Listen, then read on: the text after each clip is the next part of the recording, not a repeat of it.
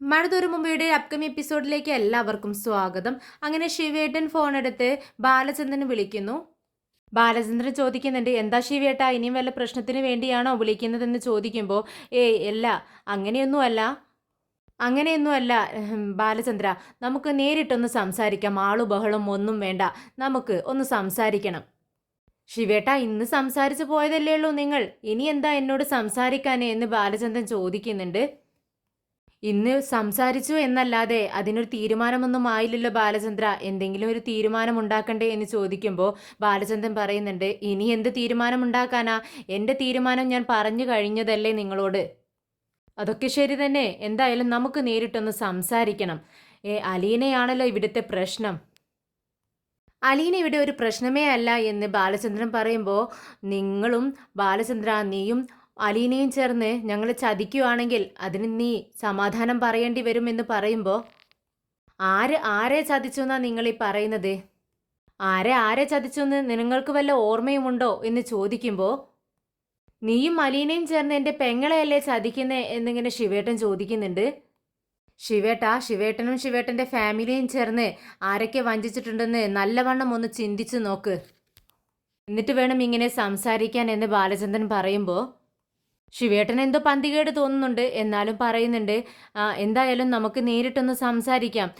ഞാൻ പറയുന്ന സ്ഥലത്തേക്ക് എന്ന് വാ എന്ന് പറഞ്ഞുകൊണ്ട് വരാൻ വേണ്ടി പറയുകയാണ് ബാലചന്ദ്രനോട്. ശരി എങ്കിൽ വരാം, നിങ്ങളുടെ ചോദിക്കലും പറയലും ഒക്കെ കഴിഞ്ഞല്ലോ, ഇനി എനിക്കുണ്ട് കുറച്ച് പറയാനും ചോദിക്കാനും ഒക്കെ എന്നിങ്ങനെ ബാലചന്ദ്രൻ പറയുന്നുണ്ട്. അങ്ങനെ ബാലചന്ദ്രൻ അവർ പറയുന്ന സ്ഥലത്തേക്ക് ചെല്ലാമെന്ന് പറയുന്നു. ഫോൺ കട്ട് ചെയ്തതും ശിവേട്ടൻ്റെ അടുത്തേക്ക് കമല വേഗം തന്നെ വരുന്നുണ്ട്. രാജീവനും ആകാംക്ഷയോടെ ഇങ്ങനെ നോക്കിയിരിക്കുകയാണ്. കമല ചോദിക്കുന്നുണ്ട്, എന്താ അവൻ പറഞ്ഞത്, എന്താ ബാലചന്ദ്രൻ പറഞ്ഞത് ശിവേട്ട എന്ന് ചോദിക്കുക കേട്ടോ. അപ്പോൾ ശിവേട്ടൻ പറയുന്നുണ്ട്, അവനും എന്തൊക്കെയോ പറയാനുണ്ടെന്നാണ് പറയുന്നത്. ഞാൻ അവനോട് അങ്ങോട്ടേക്ക് വരാൻ പറഞ്ഞിട്ടുണ്ട്, അവൻ വരാമെന്ന് സമ്മതിച്ചിട്ടുണ്ട്. പക്ഷേ അവൻ നമ്മളോട് എന്തോ പറയാനുള്ളത് പോലെയാണ് സംസാരിച്ചത്, കാര്യമായിട്ട് എന്തോ പറയാനുണ്ട്. അവൻ അങ്ങനെയാണ് എന്നോട് സൂചിപ്പിച്ചത്. എന്തായാലും അവൻ വരട്ടെ, നമുക്ക് നോക്കാം. ഇതിലും ഇതിനി അവൻ എന്താണ് പറയാനുള്ളത് നമ്മളോട് എന്ന് ചോദിച്ച് ദേഷ്യപ്പെടുന്ന രാജീവൻ. ഇത് കേട്ട് ശിവേട്ടൻ പറയുന്നുണ്ട്, രാജീവൻ നീ ഒന്ന് തടങ്ങിയിരിക്കടാ, അവൻ എന്താ പറയാനുള്ളതെന്ന് നമുക്ക് കേൾക്കാം, വരട്ടെ. എന്തായാലും അവൻ്റെ ഈ വരവോടുകൂടി ഈ കാര്യത്തിൽ ഒരു തീരുമാനമുണ്ടാക്കി ഞാൻ വരൂ എന്ന് ശിവേട്ടൻ പറയുന്നുണ്ട്. എന്തായാലും നമ്മൾ ബാലചന്ദ്രൻ്റെ അടുത്ത് സംസാരിക്കാൻ പോകുന്ന വിവരം നമ്മൾ വൈജയനെ അറിയിക്കേണ്ടതെന്ന് രാജീവൻ ചോദിക്കുകയാണ്. ഉടനെ തന്നെ ശിവേട്ടൻ പറയുന്നുണ്ട്, അത് ശരിയാണ്, നമുക്ക് അവളെ കൂടെ അറിയിക്കണം, അറിയിക്കാണ്ട് പറ്റത്തില്ലല്ലോ. എന്തായാലും നമുക്കൊന്ന് വിളിക്കാം അവൾക്കെന്ന് പറഞ്ഞ് വൈജയെ വിളിക്കുന്നുണ്ട്. വൈജയ്ക്കാണെങ്കിൽ ശിവേട്ടൻ്റെ കോള് കാണുമ്പോൾ അത്രയ്ക്ക് ഇൻട്രസ്റ്റ് ഒന്നുമില്ല. എല്ലാവരും കൂടെ ഇവിടെ വന്നിട്ട് ഒന്നും നടക്കാതെയല്ലേ തിരിച്ചു പോയതവർ. അതിൻ്റെ ഒരു വിമ്മിഷ്ടം അത് വൈജയന്തി കാണിക്കുന്നുണ്ട്. അതുകൊണ്ട് തന്നെ ഫോൺ എടുത്ത് ഹലോ എന്ന് പറയുമ്പോൾ ശിവേട്ടൻ ചോദിക്കുന്നുണ്ട്, എന്താ വൈജയ്, നിനക്ക് എന്താ നിൻ്റെ ഭാവം ഇങ്ങനെ, എന്താ നിൻ്റെ സൗണ്ട് ഇങ്ങനെ എന്നൊക്കെ ചോദിക്കുകയാണ്. പിന്നെ ഞാൻ എങ്ങനെ സംസാരിക്കണം, നിങ്ങൾ തന്നെ പറ, നിങ്ങൾ എന്തൊക്കെ ചെയ്യും, അവളെ ഇവിടുന്ന് വലിച്ചിഴച്ച് പുറത്തിടും എന്നൊക്കെ പറഞ്ഞുകൊണ്ടല്ലേ ഇവിടെ വന്നത്. ഇന്നലെ തന്നെ ഇവിടുത്തെ കാര്യങ്ങൾക്കെല്ലാം ഒരു തീരുമാനമുണ്ടാക്കും എന്ന് പറഞ്ഞ് നിങ്ങൾ വന്നതല്ലേ. എന്നിട്ട് നിങ്ങൾ ഇവിടെ എന്താ ചെയ്തത്? ഒന്നും ചെയ്യാണ്ടേ കൈമലർത്ത് ഇവിടെ നിന്നും ഇറങ്ങിപ്പോയില്ലേ നിങ്ങൾ? നീയൊന്ന് അടങ്ങ് വൈജേ, എല്ലാത്തിനും ഒരു തീരുമാനം ഞങ്ങൾ ഇന്ന് ഉണ്ടാക്കും. എന്തായാലും ഞങ്ങൾ ബാലചന്ദ്രൻ്റെ അടുത്ത് വരാൻ വേണ്ടി പറഞ്ഞിട്ടുണ്ട്, അവൻ വരാമെന്ന് സമ്മതിച്ചിട്ടുണ്ട്. എന്തായാലും അലീനയും അവനുമായിട്ടുള്ള ബന്ധം അറിയണം, അലീനയെ പുറത്താക്കുകയും ചെയ്യണം. എന്തായാലും ഇതിൽ ഞങ്ങൾ ഇന്നൊരു തീരുമാനം എന്തായാലും എടുത്തിരിക്കും.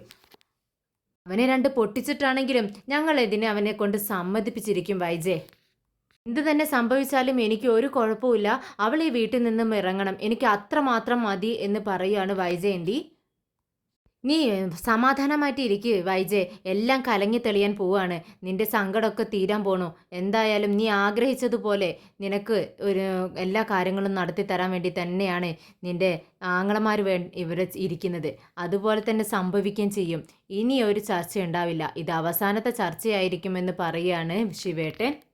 എന്തായാലും ഫോൺ കട്ടാക്കിയതും വൈജയന്തി കുറച്ച് ആശ്വാസമൊക്കെ തോന്നുന്നുണ്ട്. ചെറുതായൊരു സമാധാനവും. ഇനി എന്തായാലും നാളെ മുതൽ അവളുടെ മുഖം കാണണ്ടല്ലോ. എന്തായാലും അവർ ഇത്തവണ ഉറപ്പായിട്ടും വൈജയന്തി അല്ല അലീനയും അവിടെ നിന്നും പുറത്താക്കുമെന്ന് വൈജയന്തി മനസ്സിങ്ങനെ പറയുവാണ്. അങ്ങനെ സമാധാനത്തോടെ ഇങ്ങനെ നിൽക്കുമ്പോൾ അങ്ങോട്ടേക്ക് ബബിതയും രോഹിത്തും വരുന്നുണ്ട്. എന്താ അമ്മേ, എന്താ അമ്മയുടെ മുഖത്ത് കുറച്ച് പ്രകാശം കാണുന്നുണ്ടല്ലോ, ആരാ വിളിച്ചതെന്ന് ചോദിക്കുകയാണ്. ശിവേട്ടനാ വിളിച്ചത്. അവരെല്ലാവരും കൂടെ ഒരു തീരുമാനത്തിലെത്തിയിട്ടുണ്ട്. ബാലചന്ദ്രനെ വിളിപ്പിച്ചിട്ടുണ്ട്. എന്തായാലും ആ അലീനെ ഇവിടെ നിന്നും പുറത്താക്കുമെന്നാണ് ഉള്ളതിന് ഉറപ്പായി. എന്തായാലും നാളെ ഇവിടെ എന്തെങ്കിലുമൊക്കെ സംഭവിക്കും. രണ്ട് പൊട്ടിച്ചിട്ടാണെങ്കിലും അച്ഛനെ അവർ ഒരു നിലക്ക് നിർത്തുമെന്ന് പറയുകയാണ്. ഇത് കേട്ടതും ബബിതയ്ക്ക് അത്രയ്ക്ക് ഇഷ്ടാവണില്ല കേട്ടോ. അച്ഛനെ തല്ലുമെന്നൊക്കെ കേട്ടപ്പോൾ അവളാകെ പേടിച്ചു പോയി. അയ്യോ അമ്മേ, എന്താ ഈ പറയണത്? അച്ഛനെ തല്ലുമൊന്നും വേണ്ട. അല്ലാണ്ട് തന്നെ അവളെ എങ്ങനെയെങ്കിലും ഇവിടെ നിന്നും ഇറക്കി വിട്ടാൽ മതി. അച്ഛൻ സുഖമില്ലാണ്ടിരിക്കുന്ന ആളല്ലേ. ചെറിയച്ഛൻ്റെ അടുത്ത് അച്ഛനെ ഒന്നും ചെയ്യരുത് എന്ന് പറയണം, മാമൻ്റെ അടുത്തൊന്നും ചെയ്യരുത് എന്ന് പറയണമെന്ന് പറയുകയാണ്. ഇത് കേട്ട് രോഹിത്ത് ബബിതയെ പുച്ഛിക്കുന്നുണ്ട്. ബബിതയോട് പറയുന്നുണ്ട്, ഓ നിൻ്റെ ഒരു അച്ഛൻ സ്നേഹം അച്ഛന് കിട്ടേണ്ടത് കണക്കിന് കിട്ടണം, എങ്കിൽ മാത്രമേ അച്ഛൻ പഠിക്കൂ. അച്ഛൻ ആരെയും പേടിയില്ല, എന്തും ചെയ്യാമെന്നായിരിക്കണോ, അതുകൊണ്ടല്ലേ ഇങ്ങനെയൊക്കെ ഇവിടെ കാട്ടിക്കൂട്ടുന്നത്. ഏതോ ഒരുത്തിയെ ഇവിടെ കൂട്ടിക്കൊണ്ട് വന്ന് ഇവിടുന്ന് പുറത്താക്കാൻ പറ്റില്ലെന്ന് പറഞ്ഞാൽ വല്ലാത്ത കഷ്ടമല്ലേ അത്. അവളെ വീട്ടിൽ പിടിച്ചു നിർത്തി ഓരോന്ന് കാട്ടിക്കൂട്ടുന്നത് കണ്ടില്ലേ, നാണക്കേടെന്ന് പറയുക കേട്ടോ. ഇത് കേട്ടിട്ട് വൈജയന്തി രോഹിത്തിൻ്റെ മുഖത്തേക്ക് തുറിച്ച് നോക്കുന്നുണ്ട്. ഓ, അച്ഛനെ കുറ്റം പറയാൻ വന്നിരിക്കുന്നു. നിന്റെ സ്വഭാവം എന്താ എന്ന് ചോദിക്കുക കേട്ടോ ബബിത രോഹിത്തിനെ നോക്കി. രോഹിത്തിന് അതൊട്ടും ഇഷ്ടപ്പെടുന്നില്ല. രോഹിത്ത് പ്രതികരിക്കാൻ വേണ്ടി നിൽക്കുകയാണ്. അപ്പോഴേക്കും വൈജയന്തി ഇടപെടുന്നുണ്ട്. ദേ, നിങ്ങൾ തമ്മിൽ കടിച്ച് കീറണ്ട ഇനി. നമ്മളെല്ലാവരും, നമ്മളുടെ ശത്രു, എല്ലാവരുടെയും ശത്രു എന്ന് പറയുന്നത് അലീനയാണ്. അവളെ ഇവിടുന്ന് പുറത്താക്കാൻ വേണ്ടി നമ്മളെല്ലാവരും ഒറ്റക്കെട്ടായി നിൽക്കണമെന്ന് പറയുന്നുണ്ട് വൈജയന്തി. പിറ്റേ ദിവസം ശിവേട്ടൻ അമ്മയുടെ അടുത്ത് വന്ന് ഇങ്ങനെ സംസാരിക്കുകയാണ്. അമ്മയോട് അവിടെ പോയി വന്നതിൻ്റെ കാര്യങ്ങളൊക്കെ സംസാരിച്ചിട്ടുണ്ടായിരുന്നു, വിശദമായിട്ട് പറഞ്ഞു കൊടുത്തിട്ടുണ്ടായിരുന്നു. വീണ്ടും പറയുന്നുണ്ട്, അമ്മേ ഇന്ന് ഞങ്ങൾ ബാലചന്ദ്രനെ കാണാനായിട്ട് പോകുന്നുണ്ട്. ബാലചന്ദ്രനോടൊരു സ്ഥലത്തേക്ക് വരാൻ പറഞ്ഞിട്ടുണ്ട്. അവനോട് കുറച്ച് സംസാരിക്കാനാണ് ഞങ്ങൾ ഉദ്ദേശിക്കുന്നത്. എന്തായാലും വൈജയന്തിയുടെ പ്രശ്നങ്ങളെല്ലാം തീർത്തല്ലേ ഞങ്ങൾക്ക് ഇവിടുന്ന് പോകാൻ പറ്റത്തുള്ളൂ. അവളാകെ വിഷമിച്ച് നിൽക്കുകയല്ലേ. ഈ ഘട്ടത്തിൽ ഞങ്ങൾ വേണ്ടേ അവളോടൊപ്പം നിൽക്കാൻ. എന്തായാലും കാര്യങ്ങൾക്കൊരു തീർപ്പ് വരുത്തിയിട്ട് ഞങ്ങൾ ഇവിടുന്ന് മടങ്ങുന്നുള്ളൂ. എന്താ ശിവ, ഇനിയും ചർച്ചയ്ക്ക് വേണ്ടി പോവുകയാണോ? നിങ്ങളവിടെ പോയി എല്ലാ കാര്യങ്ങളും സംസാരിച്ചതല്ലേ. ബാലചന്ദ്രൻ നിങ്ങളെ അവിടുന്ന് അടിച്ചിറക്കുകയും ചെയ്തു. ഇനി എന്ത് ചർച്ചയാണ്? ബാലചന്ദ്രൻ നിങ്ങൾ വിളിച്ചാൽ വരുമോ എന്നൊക്കെ ചോദിക്കുകയാണ്. ഞങ്ങൾ പറഞ്ഞ സ്ഥലത്തേക്ക് അയാൾ വരാമെന്ന് സമ്മതിച്ചിട്ടുണ്ട് എന്ന് പറയുന്നുണ്ട് ശിവേട്ടൻ. ഇത് കേട്ടിട്ട് അമ്മ പറയുന്നുണ്ട്, നിങ്ങൾ പോകുന്നതൊക്കെ കൊള്ളാം, പക്ഷേ അവിടെ ചെന്ന് അയാളോട് ദേഷ്യപ്പെടേ ബഹളമുണ്ടാക്കി ഒന്നും ചെയ്യരുത്. കഴിഞ്ഞു പോയ കാര്യങ്ങളെക്കുറിച്ചൊക്കെ നീ ഒന്ന് ഓർക്കണം ശിവ എന്ന് പറയുകയാണ്. എന്താ അമ്മേ ഇത്? കഴിഞ്ഞു പോയ എന്ത് കാര്യത്തെക്കുറിച്ചാണ് ഓർക്കണമെന്ന് ഈ പറയുന്നത് അമ്മ? വൈജ കിടന്ന് കഷ്ടപ്പെടുന്നത് അമ്മ കാണുന്നില്ലേ? അവൻ ഈ കാട്ടിക്കൂട്ടുന്നത് എന്താ? അതൊക്കെ ആലോചിക്കുമ്പോൾ, അതും വൈജയുടെ മുന്നിലിട്ടല്ലേ അവൻ ഈ കൂത്താടുന്നത്. അതൊക്കെ ആലോചിക്കുമ്പോൾ വൈജ ചെയ്തത് തെറ്റ് ഇതിലും വലുതാണെന്ന് തോന്നുന്നുണ്ടോ അമ്മയ്ക്ക്? അന്ന് അവൾക്കൊരു അബദ്ധം പറ്റിയതല്ലേ അമ്മേ. പക്ഷേ ബാലചന്ദ്രൻ ഇപ്പോൾ എന്തായി ചെയ്തുകൊണ്ടിരിക്കുന്നത്? അവനക്ക് കുഞ്ഞുങ്ങളുണ്ട്, ഭാര്യയും കുട്ടികളുണ്ട്. എന്നിട്ട് അവരുടെ മുന്നിലിട്ടല്ലേ അവൻ ഇതൊക്കെ ചെയ്യുന്നത്. അപ്പോൾ അതിനെ ഞങ്ങൾ ചോദ്യം ചെയ്യണ്ടേ അമ്മേ? എന്തായാലും ഇന്ന് ഞങ്ങൾ കാര്യങ്ങൾക്കൊരു തീർപ്പുണ്ടാക്കും. അവൻ്റെ കയ്യും കാലും ഒടിച്ചിട്ടിട്ടാണെങ്കിലും അവളെ ഞങ്ങൾ അവിടെ നിന്നും ആ അലീനയെ പുറത്താക്കിയിരിക്കും. എന്താ ശിവ നീ ഈ പറയുന്നത്? നിന്നോട് ഞാൻ പറഞ്ഞില്ല അവിടെ പോയിട്ട് പ്രശ്നമൊന്നും ഉണ്ടാക്കരുതെന്ന്. എന്നിട്ടും നീ ഇത് തന്നെയാണോ പറഞ്ഞുകൊണ്ടിരിക്കുന്നത്? ഇങ്ങനെയൊക്കെ ചെയ്യാൻ വേണ്ടിയിട്ടാണോ നീ പോണത്? എങ്കിൽ നിങ്ങൾ ആരും പോണ്ട എന്ന് പറയുക കേട്ടോ അമ്മ. അപ്പോൾ പറയുന്നുണ്ട്, അമ്മ അങ്ങനെ ചെയ്യുമെന്നല്ല പറയുന്നത്, വേണ്ടി വന്നാൽ ചെയ്യേണ്ടി വരുമെന്നാണ് പറഞ്ഞത്. അങ്ങനെ ചെയ്യാൻ വേണ്ടി ഉറച്ചിട്ടല്ല ഞങ്ങൾ പോകുന്നത്. എന്തായാലും അവൻ ഇതിനൊന്നും സമ്മതിക്കുന്നില്ലെങ്കിൽ നമുക്ക് ഈ ബന്ധം തന്നെ വേണ്ടാന്നങ്ങ് വെക്കാം അമ്മേ. അവളിങ്ങനെ പറഞ്ഞുകൊണ്ടിരിക്കുന്നത് കണ്ടില്ലേ, എന്തിനാ നിങ്ങൾ എന്നെ ഇതിലേക്ക് വലിച്ചിഴച്ചതെന്ന്. എന്തായാലും ഇങ്ങനൊരു ബന്ധം തന്നെ നടന്നിട്ടില്ലെന്ന് നമുക്കങ്ങ് വിചാരിക്കാം. എന്താടാ നീ പറയുന്നത്?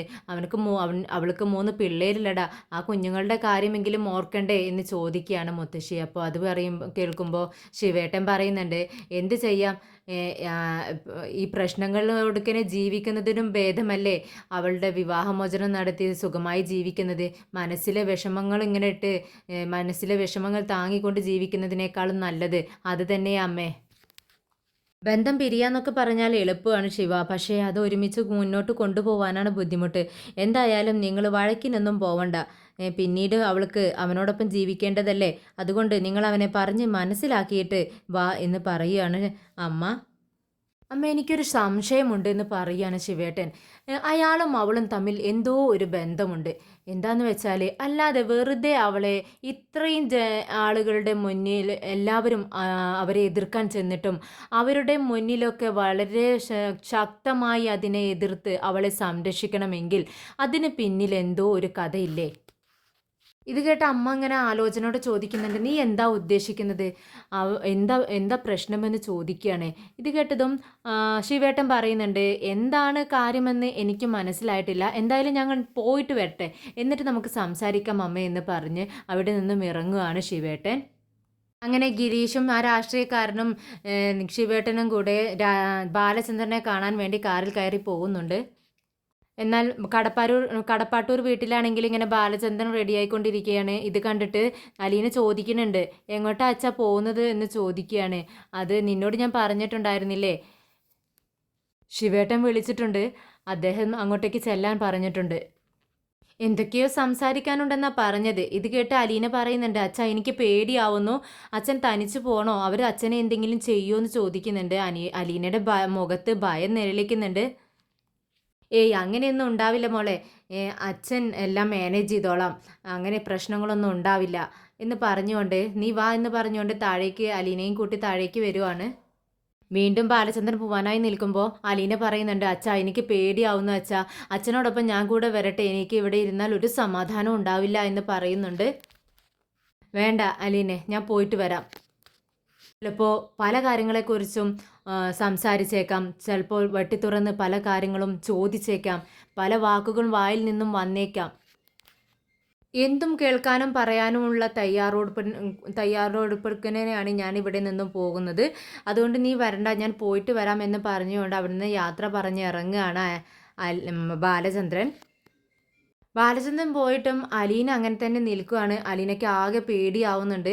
അച്ഛൻ പോയിട്ട് അവരെ അച്ഛൻ എന്തെങ്കിലും ചെയ്യുമോ, അതോ അച്ഛൻ ഇനി കോപം കൊണ്ട് ദേഷ്യം കൊണ്ട് നടന്ന സംഭവങ്ങളെല്ലാം അമ്മയുടെ പഴയ കാര്യങ്ങളെല്ലാം വിളിച്ചു പറയുമോ എന്നൊക്കെ വിചാരിച്ച് അലീനയ്ക്ക് ഒരു എത്തും പിടിയും കിട്ടാതെ ഇങ്ങനെ ആകെ സങ്കടപ്പെട്ട് നിൽക്കുകയാണ്.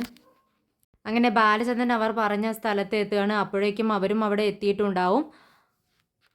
അങ്ങനെ അവർ തമ്മിൽ കണ്ടുമുട്ടുന്നുണ്ട്. ശിവേട്ടൻ പിന്നെ ആ ഒരു രാഷ്ട്രീയക്കാരനെ ബാലചന്ദ്രന് പരിചയപ്പെടുത്തി കൊടുക്കുന്നുണ്ട്.